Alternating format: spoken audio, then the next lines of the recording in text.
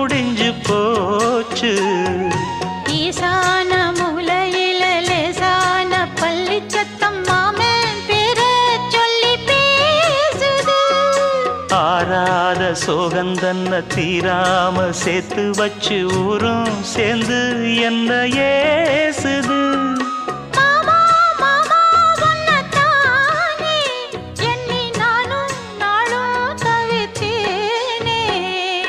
கூண்டுக்குள்ள என்ன வச்சு கூடி நின்ன ஊரை விட்டு கூண்டுக்குள்ள போனதென்ன கோலக்கிளியே.